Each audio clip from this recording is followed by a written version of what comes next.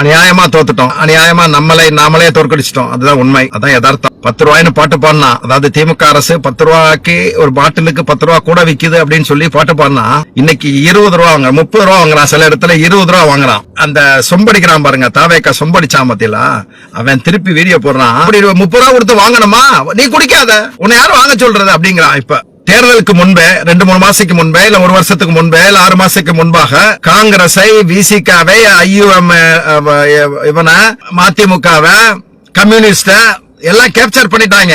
இந்த தேர்தல் தோல்விக்கு, நம்ம கட்சி தோல்விக்கு இன்னொரு காரணம் என்ன தெரியுமா? இந்த கூட்டணிக்கு பேச்சுவார்த்தை நடத்தினாங்க, டிஆர் பாலு தலைமையில ஒரு டீம் வந்து பேச்சுவார்த்தை பண்ணாங்கல்ல, அத்தனை பேருடைய அட்ட பிளாப். கூட்டணிட்ட எப்படி பேச்சு இருக்கணும், எப்படி இது பண்ணணும், அவங்களுக்கு என்ன பண்ணிருக்கணும், எதுவுமே தெரியல, என்ன நடந்ததுன்னு தெரியல. அவன் கேட்டதுக்கெல்லாம் ஒத்துக்கிட்டு, அவன் கேட்ட தொகுதி எல்லாம் ஒத்துக்கிட்டு, எங்கெங்கெல்லாம் திமுக வெற்றி அடையுமோ அந்த தொகுதி எல்லாம் பறிச்சுட்டாங்க. பறிச்சு அவங்க இது பண்ணாங்க, அதையெல்லாம் கொடுத்துட்டு இன்னைக்கு வந்து தோத்துக்கு நிக்கிறோம். இன்னைக்கு எவனோ உட்கார்ந்திருக்கான், நாற்காலியில உட்கார்ந்திருக்கான், நடிகையை பார்த்து சிரிக்கிற ஒரு முதலமைச்சர் சட்டமன்றத்துல சிரிக்காம கம்முன்னு இருக்கான்னா, நான் எது வேணாலும் செய்வேன்டா, என்ன ஒரு மயிரும் புடுங்க முடியாதுன்னு ஒரு கெத்தா சொல்ற நிலைமைக்கு உருவாக்கி வச்சது யாருங்க? திமுக இல்லையா? இன்னைக்கு ராகுல் காந்திக்கு தலைவர் வாழ்த்து சொல்றாரு. நேத்து செல்வ பிறந்தகை வீட்டுல கல்யாணமா போறாரு. ரத்தம் கொதிக்குதுங்க திமுக தொண்டனுக்கு. எங்க 45 ஆண்டு காலம் நீங்க எல்லாம் நினைச்சுக்கிட்டு இருக்கீங்களா உங்களாலதான் இந்த கட்சியில இருக்கோம்னு? இல்லங்க, தலைவர் கலைஞர்னால இருக்கோங்க அந்த கட்சியில. ஒவ்வொரு நாளும் பல விஷயங்கள் கேட்டுட்டு நெஞ்சு துடிக்குதுங்க, நெஞ்சு அப்படியே வெடிக்குதுங்க.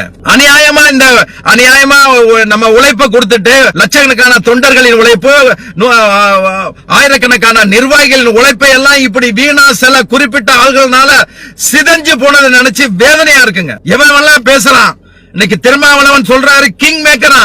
என்ன கிங் மேக்கர்? நீ கூட்டணியை ஜெயிக்க வைக்க முடியல, என்னால ஒண்ணு செய்ய முடியல, எங்க ஆட்கள் வேலை பார்க்க முடியல, வேலை பார்க்கல அப்படின்னு சொன்னா நீயா கிங் மேக்கர்? 1% வச்சுட்டு கிங் மேக்கர் சொல்றாப்ல. 25% வச்சிருக்கோம், இல்ல 30% வச்சிருக்கோம்.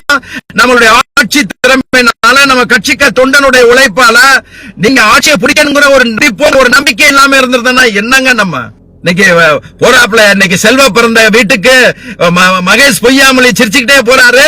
செல்வி, தலைவருடைய மகள் செல்வி சிரிச்சுக்கிட்டே போகுது. இங்க உங்களுக்கு எல்லாம் வருத்தம் இல்லையாங்க? உங்களுக்கு எல்லாம் இந்த இயக்கம் தோத்ததுல வருத்தம் இல்லையாங்க? திராவிட இயக்கத்தை அழிக்கணும்னு ஒரு கும்பல் துடிச்சுக்கிட்டு இருக்கான். அதை நினைச்சு ஒவ்வொரு தொண்டனும் கண்ணீர் வடிக்கிறாங்க, நடைபெணமா வாழ்ந்துகிட்டு இருக்காங்க. அதெல்லாம் உங்களுக்கு தெரியலையா? நீங்க சிரிச்சுக்கிட்டு போய் செல்வ பிறந்த, எந்த செல்வ பிறந்தகை? திமுகவோட கூட்டணி வச்சு 5 சீட்டு வாங்கின காங்கிரஸ் நன்றிக்கு கூட வந்து தலைவரை சந்திச்சு, அந்த எம்எல்ஏ 5 எம்எல்ஏகளும் தலைவரை சந்திச்சு, தலைவரை நீங்க எங்களுக்காண்டி உழைச்சதுக்கு நன்றி, இனிமே அவங்களோட கூட்டணியில சேர விருப்பம் இல்ல, நம்ம நண்பர்களாக பிரிவோம்னு ஒரு வார்த்தை சொல்ல தெரியாத, ஒரு வார்த்தை சொல்ல நாகரிகம் இல்லாத, ஒரு வார்த்தை சொல்லாத துரோகிகள் வீட்டுக்கு நீங்க கல்யாணத்துக்கு போறீங்க. இந்த செல்வ பிறந்தகை திமுக வேட்பாளர்கிட்டையும் இந்த தொகுதி மாத்துறதுக்கு எவ்வளவு பணம் வாங்கினாருன்னு சொல்லி விசாரிச்சீங்களா? நீங்க என்ன விசாரிச்சீங்க? நீங்க என்ன 36 டீம் போட்டீங்க? என்ன சரியான ரிப்போர்ட் அவங்க கொண்டாந்து கொடுப்பான்னு நம்பிக்கையோட இருக்கீங்க? வேதனையா இருக்குங்க எங்களை பார்த்துட்டு. அவனை பல பேர் டெலிவரி பண்றான். ஏன்னா இந்த கட்சியில நம்ம இருக்கணுமா அப்படின்னு கேக்குறான். நேத்து வந்தவன முந்தானத்து வந்தவன போயிட்டான் பாதி பேரு. இயக்கத்துல உயிர் துடிப்பா இருந்தா பத்தியில, பாரம்பரியமா வருஷமா அந்த தலைமுறையா இருந்தா பத்தியில கட்சியில, அவன் எவனும் போக மாட்டான், எவனும் அவனுக்கு தலையறுத்தாலும் போக மாட்டான். அப்படிப்பட்ட கட்சிக்காரனுக்கு என்னங்க செஞ்சீங்க நீங்க? அநியாயமா சிலருடைய பேச்சை கேட்டு. இதுல முக்கியமான ஒரு விஷயம் என்ன அப்படின்னா, உதயநிதி பவருக்கு வரக்கூடாதுங்கிறதுக்காண்டி, அவர் அதிகாரத்துக்கு வந்துடக்கூடாதுன்னு சில பேர் திட்டமிட்டே வேலை பார்த்திருக்கான். அதெல்லாம் கண்டுபிடிக்க வேண்டியது தலைமையோட பொறுப்பு. இன்னைக்கு அறிவாலயத்துல தலைவர் நின்னு ஒவ்வொருத்தையும் பேசுறாரு. உதயநிதி வர்றவங்க எல்லாம் பேசுறாரு. ஏன் எலெக்ஷனுக்கு முன்னால ஏன் இதை நீங்க செய்யல? படிச்சு சொன்னமே. இதே திருமாவளவன், இதே காதர் மொய்தீன், இதே வைகோ அறிவாலயத்துக்கு வர போகும்போது என் தொண்டை மணிக்கணக்கில் காத்திருக்கணும். அவன் போனா முதுகுல குத்திட்டு ஓடி போயிட்டான். அவ்வளவு பேரும் என்ன கிடைச்சது நமக்கு? எல்லாரும் எதிரிகளை திட்டுவாங்க. நான் எதிரிகளை திட்டுறதுக்கு விரும்பலாங்க. அவனை வளர்த்து விட்டது நம்ம தாங்க. அவனை தலையில தூக்கி வச்சு ஆடுனது நம்ம தாங்க. மதிமுக கடைநல்லூர்லயும் சீர்காழியிலும் ஜெயிக்கிறதுக்கு நம்ம கட்சிக்காரன் என்ன பாடுபட்டு இருப்பான். அங்க கடைநல்லூர்ல செல்லத்துறை உட்பட பல கட்சிக்காரன் போட்டி போட்டா ஈஸியா ஜெயிச்சிருப்பான். இந்த சர்வே டிவி போட்டிங்கல, இந்த உளவுத்துறை செந்தில் வேலன் ஒரு விஷயம் சொல்லணும்னா, ஒரு முக்கிய குற்றச்சாட்டு அரசியல் இது நடக்குதுங்க. ஒரு 2 வருஷத்துக்கு முன்னால ஒரு மாவட்ட செயலாளர் தற்போது இருக்கிற எம்எல்ஏ மேல மிகப்பெரிய குற்றச்சாட்டு வருது. ஏற்கனவே சொல்லியிருப்பேன் நினைக்கிறேன். மிகப்பெரிய குற்றச்சாட்டு வருது. அந்த குற்றச்சாட்டு சம்பந்தமா செந்தில் வேலன் சொல்றதுக்காண்டி அவருக்கு ஒரு மெசேஜ் அனுப்புறேன். அந்த மெசேஜுக்கு அவர் பதிலே கொடுக்கல. இந்த மாதிரி இப்படி இருக்குங்க, என்னுடைய ஐடி முதல் எல்லாத்தையும் போட்டு இந்த மாதிரி மெசேஜ் அனுப்புறாங்க, இது நீங்க எனக்கு கூப்பிடுங்க, நான் ஒரு விளக்கம் தர்றேன், இது என்ன சம்பந்தமா, இது நடவடிக்கை எடுக்கணுங்க, இது நம்ம கட்சிக்கு ஆபத்துன்னு சொல்லிட்டு கொடுக்கறேன். கூப்பிடவே இல்லை. அந்த செந்தில் வேலனை நம்பியாங்க நீங்க இது பண்ணீங்க. என்ன ரிப்போர்ட்டுங்க கொடுத்தாரு அவரு? தமிழ்நாட்டில் நடக்கிற என்ன ரிப்போர்ட் கொடுத்தாரு? போட்டிட்ட பல வேலை குற்றச்சாட்டு இருக்கும் போது அவங்களுக்கு எப்படிங்க சீட்டு கிடைச்சது? யாருங்க ரெக்கமெண்ட் பண்ணது? இன்னைக்கு மாணவரணியில இருந்தாரு ராஜீவ் காந்தி தூக்குனாங்க, வீரமணின்னு ஒரு லேடிய போட்டாங்க. இப்ப என்ன பண்றாங்க, நேத்து ஒரு குரூப் போய் ஆராசா போய் சந்திச்சதாக ஒரு தகவல் வருது. அதுல ஏற்கனவே இருந்த ஒருத்தர் என்னை தலைவராக்குங்க, இன்னொருத்தரை செயலராக்குங்க, இந்த பொண்ணு வீரமணி காசு வாங்குது, ஏதோ ஒரு துணை செயலாளர் பதவிக்கு காசு வாங்குது அப்படின்னு சொல்லி போயிட்டு வீரமணி தூக்குறதுக்கு இது பண்ற சொல்லி ஆராசா வீட்டுல நடந்திருக்கு. ஆராசாங்கிறது ஏன்னா நான் 82லயே அரசியலுக்கு வந்தவன், ஆராசா 90க்கு மேலதான் வந்தாரு.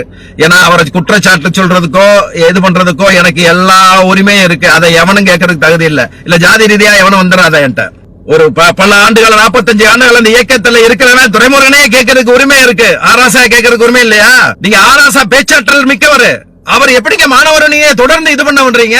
என்ன விசாரணை பண்ணாரு? ராஜீவ் காந்தி தூக்குனாரு, ஏன் இது பண்றாரு? அவர் பொறுப்பா இருந்த மதுரை மண்டலம், சென்னை மண்டலம், சென்னை, செங்கல்பட்டு, திருவள்ளூர் அவளும் போச்சாங்க. 2 தொகுதியில உதயநிதி சேகர்பாபு ஜெயிச்சாங்க. அதுக்கு அவர் மேல என்ன நடவடிக்கை எடுத்தீங்க? அவர் தானே கூட்டிட்டு தர்றீங்க. இன்னைக்கு மாணவரணியில எது வேணாலும் அவரே எங்க நீங்க கொடுக்குறீங்க? மாணவரணியை டைரக்டா உதயநிதி கண்ட்ரோல் கொண்டு வந்துருங்க. அவர் ஒரு குரூப் வச்சுக்கிட்டு அவர் ஒரு வழக்கறிஞர் சரவணன் ஒருத்தர் இருக்காரு. இந்த மாதிரி ஒரு 4 பேரு எங்க போனாலும் வழக்கறிஞர் சரவணன் வந்துருவாரு. அவருக்கு இது தொழிற்சங்கத்துல ஆளை போடுறாலும் அந்த சரவணன் தொழிற்சங்கத்துல வந்துருவாரு. கலாய்வுக்கு போனாலும் அந்த சரவணன் வழக்கறிஞர் சரவணன் வந்துருவாரு. செய்தி தொடர்பாளர் யாராவது பேசணும்னா அவர் தான் பேசுவாரு. இங்க மாணவரணியில ஏதாவது பிரச்சனைனா அவர் தான் ரெக்கமெண்ட் பண்ணுவாரு. அவர் சொந்தக்கார ஒருத்தர் இருக்காரு, அவர்தான் ரெக்கமெண்ட் பண்ணுவாரு தலைவரா போடுங்கன்னு. இப்படி ஒரு கும்பலை வளர்த்துக்கிட்டு இருக்க சிலருக்கு மட்டுமா ஏங்க நீங்க இந்த மாதிரி இது பண்றீங்க? அது சின்ன விட்டு டைரக்டா கொண்டு வந்துட வேண்டியதான விஷயம். அவரை மாணவரணியா இளைஞரணியவும், அதாவது ஒரு தொண்டன் என்ன டெய்லிங்க நீங்க தப்பா நினைச்சாலும் இருந்தாலும் சரி 100கணக்கான பேர் கால் பண்றாங்க எனக்கு. ஆனா என்னன்னா இப்படி இருக்கு, என்னன்னா இந்த மாதிரி காங்கிரஸ் நம்ம இவ்வளவு இது பண்றோம், நம்மள துரோகம் பண்ணா குத்திட்டா இந்திய அளவுல நம்மள ஒழிக்கிறதுக்கு வழி பண்றாங்க. இந்த ப. சிதம்பரம் இதே அழகப்பா ஏதோ ஒரு நிகழ்ச்சிக்காண்டி வந்திருந்தாரு. அடுத்த முதல்வர் இவர் தான் சொல்றான், ஜெயிச்சவனா முதல் நாளா போய் நிக்கிறான். தலைவர் கலைஞர் சிதம்பரம் அம்மா இறந்து போச்சு. அவங்க அம்மா இறந்து போனதுக்கு அவர் வீட்டுக்கு போல, அவர் தலைவர் போல, அவ்வளவு கோபத்துல இருந்தாரு. கனிமொழி ஜெயிலுக்கு போனதும் ராசா ஜெயிலுக்கு போனதும் காரணம் சிதம்பரம் போல. அவர் எங்க அந்த உணர்வு நீங்க காமிக்க வேணாமாங்க? சரி, ஒரு பிறந்த நாள் வாழ்த்து சொல்றீங்க. இன்னைக்கு செல்வ பிறந்தங்க என்னங்க பெரிய காங்கிரஸ் காங்கிரஸ் உடைய தலைவர் அவர் வீட்டுக்கு முதல்வர் போகணும், கட்சிக்காரர் எதுக்கு போகணும்? இந்த வைகோ மாதிரி ஆட்கள் 1993 அவன் தவறு பண்ணி ஓடி போகும்போது வைகோ இல்லாம தானே ஜெயிச்சான் 96ல. அவன் போனது அவங்க கூட போனவங்கள பூரா திருப்பி சேர்த்து அவன் கட்சிக்கு உழைச்சவன பூரா உள்ள இல்லாம பண்ணி 2014ல திமுக ஆட்சிக்கு வரவிடாம பண்ணது இந்த வைகோ. இது இந்த திருமாவளவன், இந்த கம்யூனிஸ்ட் இயக்கங்கள், இந்த துரோக கும்பலோட மறுபடியும் நம்ம சேர்த்துக்கிட்டு எலெக்ஷன் முடிஞ்சவன கலட்டி விடாம மறுபடியும் உள்ளாட்சி தேர்தல் எல்லாம் எடுத்துக்க. இதே கடையநல்லூர்ல எலெக்ஷன் வரத்தான் போது இதே சீர்காழியில ரிசைன் பண்ணானா? ரிசைன் பண்ணணும் அவன். அதாவது நேத்து கொரோனா சொல்லியிருக்காரு, அந்த பேச்சு குத்திட்டு போனாங்கல்ல, பேச்சு குத்திட்டு போனதுல கொரோனா சொன்னார்ல, குத்திட்டு போனோம்னா அவங்க 2 பேரும் குத்தல, உதயசூரி தானே ஜெயிச்ச. நீ மான ரோசா இருந்துச்சுன்னா இந்த 2 பேரும் சீர்காழியில ஜெயிச்சவனும் இதுல ஜெயிச்சவனும் அந்த வைகோ கைகூலி 2 பேரும் ரிசைன் பண்ணிட்டு போங்கடா. கொரோனா பேச்சை கேட்கலன்னா ஒரு உதயசூரியன் சின்னத்துல ஜெயிச்சு கொரோனா பேச்சை கேட்கலன்னா நீ எப்படி அந்த கட்சியில இருக்க முடியும்? ரிசைன் பண்ணிட்டு போடா, எங்களுக்கு ஜெயிக்க தெரியும். இதே கடையநல்லூர்ல கட்சிக்காண்டி உயர விடுற எத்தனையோ பேர் இருக்கான், சீர்காழியில இருக்கான், ஜெயிச்சுட்டு போறான். நம்ம ஜெயிச்சிருவோம், திமுக ஜெயிக்கட்டும் நினைச்சுக்கிட்டு இருக்கான். கடையநல்லூர்ல காங்கிரஸ், மதிமுக, கம்யூனிஸ்ட், பிசிக, நம்ம நவாஸ்கனியுடைய முஸ்லீம் லீக், அது முஸ்லீம் லீக் இப்ப நவாஸ்கனி முஸ்லீம் லீக், அது நவாஸ்கனி முஸ்லீம் லீக் எல்லாம் சேர்ந்து திமுகவை அழிச்சிருவாங்களாம். திமுகவை ஜெயிக்க விடாம பண்ணிடுவாங்களாம். ஒற்ற திமுகவா இருந்து ஜெயிச்சு காட்டுவோம். இன்னைக்கு நம்ம கூட இது இருக்கு, மனிதநேய மக்கள் கட்சி இருக்கு, எஸ்டிபிஐ இருக்கு, அந்த இஸ்லாமிய சகோதரர்களை சேர்த்துக்கிட்டு தனியா நின்று ஜெயிப்போங்க. ஒரு ட்ரையல் பண்ணுவோமாங்க. ஜெயலலிதா பண்ணலையா 2014ல? தைரியமா பண்ணிச்சுல. 2016 எலெக்ஷனுக்கு முன்னால 2015 செப்டம்பர்ல 50 மாவட்ட செயலாளரை நீக்கி விட்டுட்டு 2016 மேல ஜெயிச்சு காமிச்சு ஜெயலலிதா. அந்த தைரியம் நமக்கு இல்லையாங்க? தலைவர்கிட்ட சின்னவர்கிட்ட சொல்றேன், நீங்க யாரெல்லாம் நம்புறீங்களோ அவங்க நம்பிக்கைக்கு துரோகம் பண்ணிருக்காங்க. உங்களுக்கு ஒண்ணு வேணா 234 தொகுதியில 3 பேரு 3 to 5 பேரை செலக்ட் பண்ணீங்க பத்தியா, ஒரு கேண்டிடேட்டா செலக்ட் பண்ணி கொடுத்தாங்கல்ல பெண் டீம். அந்த 5 பேரையும் ஒவ்வொரு ஆளா போன் பண்ணியோ இல்ல வர வச்சு பேசி பாருங்க. அதுல யாராரு எத்தனை கோடி கேட்டாங்க, உங்களுக்கு உங்க பேர் லிஸ்ட்ல இருக்கு, உங்களுக்கு சீட்டு வாங்கி தர்றோம், உறுதியா வாங்கி தரேன்னு சொல்லிட்டு எந்தெந்த ஹோட்டல்ல எங்கெங்க வச்சு பேசினாங்க, எவ்வளவு கோடி பேச்சுவார்த்தை நடத்தப்பட்டது தலைவருக்கு தெரியாம சின்னவருக்கு தெரியாம பேசப்பட்டதுங்கிறத நீங்க விசாரிங்க, தனித்தனியா விசாரிங்க. அந்த 5 பேரு 3 பேரு செலக்ட் பண்ணி வச்சிருந்தாங்கல்ல, அவங்கிட்ட தனித்தனியா விசாரிங்க. கொடுத்து ஏமாந்தவங்க எத்தனையோ பேரு, அவங்க நீங்க தனியா கூப்பிட்டுனா சொல்லுவாங்க யார்கிட்ட நாங்க கோடி கொடுத்தோம். அப்ப நீங்க கட்சியில என்ன நடக்கிறது கூட தெரியாத நிலைமையாங்க நமக்கு. இன்னும் அறிவாலயத்தை சுத்தியே வர்றாங்க, பல பேர் சுத்தி சுத்தி வர்றாங்க. போங்க உங்க இடத்துக்கு போங்க. இந்த இயக்கம் ஜெயிக்கணுங்க. இந்த இயக்கம் இன்னும் 200 ஆண்டு காலம் இருக்கணுங்க. யாரும் போலங்க கட்சிக்கா. இப்ப வந்தவன் போயிருக்கான், கட்சி விசுவாசம் எவனும் போல. ஆனா மன அளவுல தளர்ந்து போயிருக்காங்க, வேதனையில இருக்காங்க. இன்னைக்கு காங்கிரஸா இருக்கட்டும், விசிகாவா இருக்கட்டும், எவனா இருக்கட்டும், எங்களுக்கு ரொம்ப சுஜிக்குவி. ஆனா இந்த உள்ள நடக்கிற விஷயங்கள் பத்தியா ஒரு இறப்புங்க. ராமேஸ்வரத்துல ஒரு கட்சிக்கார மாவட்ட மாணவரணி அமைப்பாளர் துணை அமைப்பாளருடைய மாமியார் இறந்து போச்சு. அவங்க ஏற்கனவே இருந்த கட்சிக்காரனுடைய மனைவி, அவங்க கட்சிக்காரனுடைய அம்மா, இவர் மாவட்ட மாணவரையில இருந்து இறந்து போறாருங்க. அந்த நகர்கழகத்திலிருந்து நகர்ச்சியில மட்டும் வந்துட்டு போயிட்டாரு. ஆனா அந்த நிர்வாகிகள் யாருமே வரலைங்க. ஒரு கட்சிக்காரனுக்கு, ஒரு தொண்டனுக்கு, அது சாதாரண தொண்டன்ல இருந்து நிர்வாகி வரைக்கும் ஒரு இறப்போ ஒரு நல்லதோ கெட்டதோ கட்சிக்காரன் பூரா போய் கலந்துக்கிறேனுங்க. நீங்க நல்லது கூட போய் தலையிட்டு வந்துடலாம். ஆனா கெட்டதுக்கு நான் கடைசி வரைக்கும் தூக்குற வரைக்கும் இருந்து நான் இருக்கம்னா உங்களுக்கு, இந்த இயக்கம் இருக்கு உங்களுக்கு அப்படின்னு கூட இருந்தா தானங்க உங்களுக்கு உணர்வா நினைப்பான். கட்சியில அன்னைக்கு முடிஞ்சு இறப்பு முடிஞ்சு அடக்கம் பண்ணிட்டு வீட்டுக்கு எவனுமே வரலன்னா அந்த குடும்பம் என்னங்க நினைக்கும்?